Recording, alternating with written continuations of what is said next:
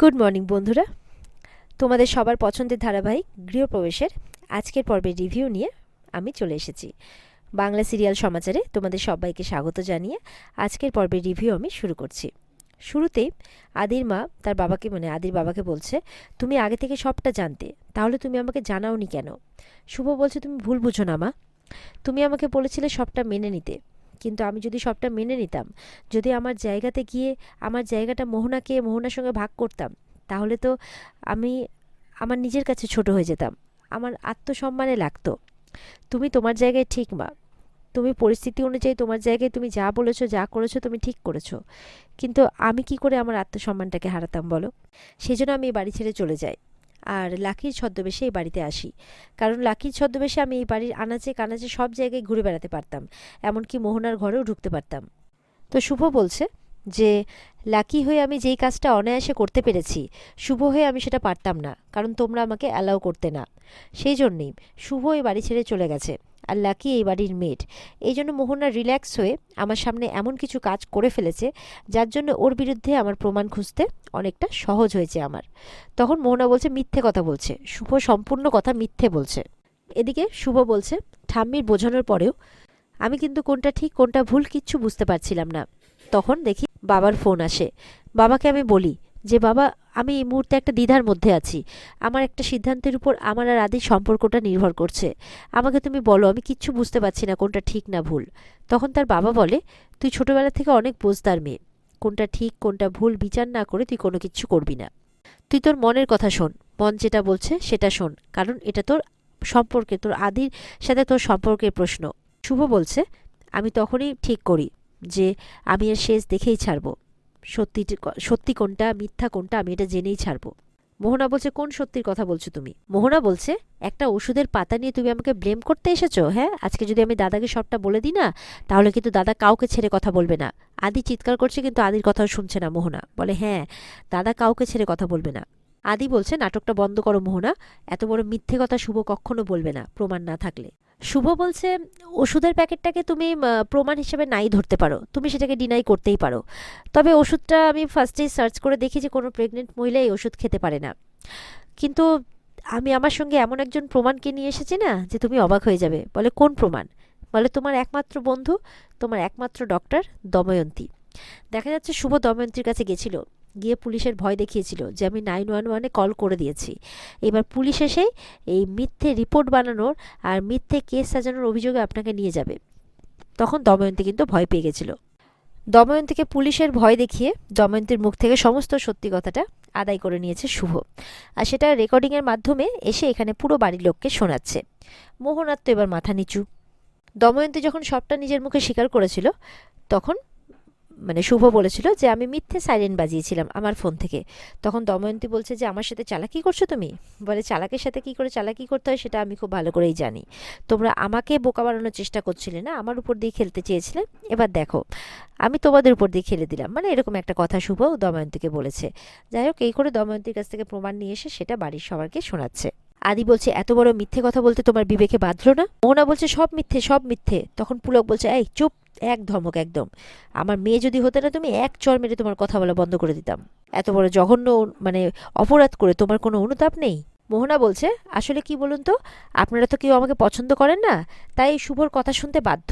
শুভ বলছে, তারপর বলছে যে এই দময়ন্তী যে কথাগুলো বলেছে তার কি প্রমাণ আছে, এগুলো যে সত্যি তার কি প্রমাণ আছে?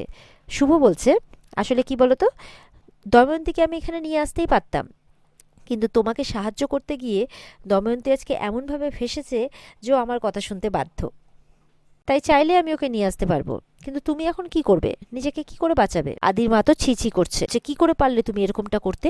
মা হওয়া একটা মেয়ের কাছে সবচেয়ে সুন্দর অনুভূতি, একটা সুন্দর অনুভূতি, কিন্তু সেইটা নিয়ে তুমি এরকম কনস্পিরেসি কেন করলে? এরপরে মোহনা আদির কাছে গেছে আর আদির হাতটা তার পেটে রেখেছে, বলে, আমাদের সন্তান আদি, আমাদের সন্তান, তোমার কিছু মনে পড়ছে না সেই রাতে আমাদের কি হয়েছিল? তখন আদি বলছে, না, আমার তার আগের ঘটনা মনে আছে, তার পরের ঘটনা মনে আছে, কিন্তু সেই ঘটনা মনে নেই। কারণ কি জানো? কারণ সেদিন রাত্রে সেরকম কিছু হয়ইনি, তোমার আসল সত্যিটা সামনে চলে এসেছে, আমি তোমাকে আর বিশ্বাস করি না।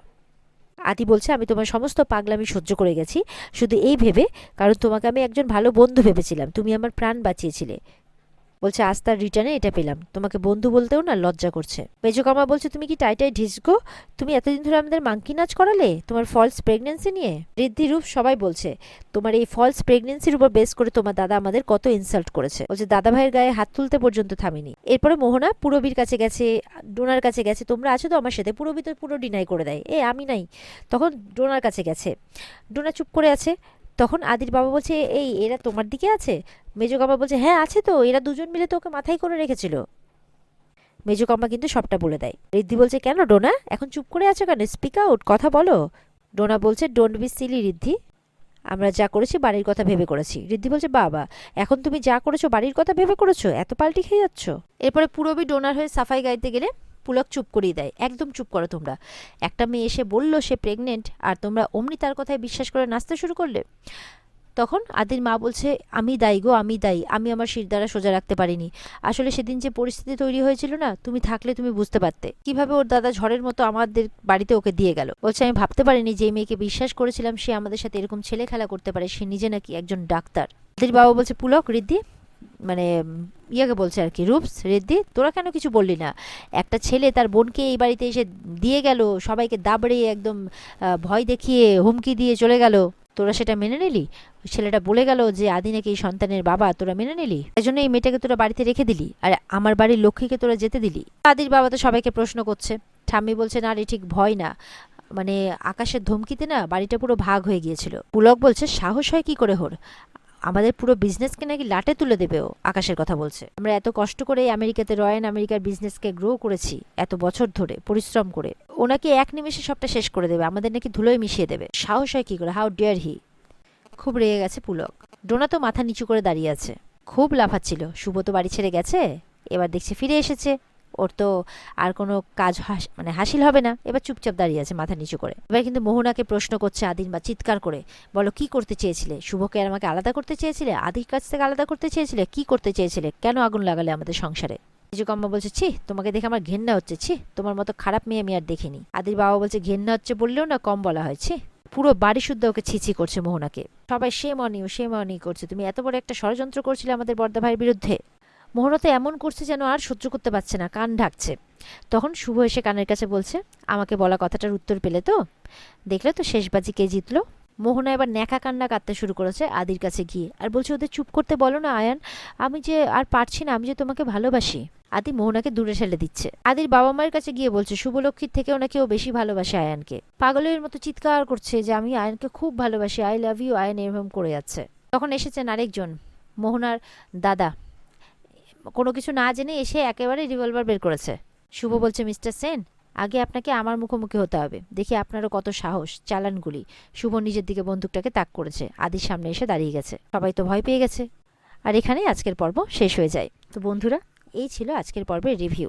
ভালো লেগে থাকলে অবশ্যই আমাদের সাথে জুড়তে আমাদের চ্যানেলকে সাবস্ক্রাইব করবে, আর কেমন লাগলো কমেন্ট করে জানাবে, আর পর্বের বিস্তারিত দেখতে স্টার জলসার পর্দায় চোখ রাখবে। ভালো থেকো সবাই, দেখা হচ্ছে আগামীকালকে। টাটা।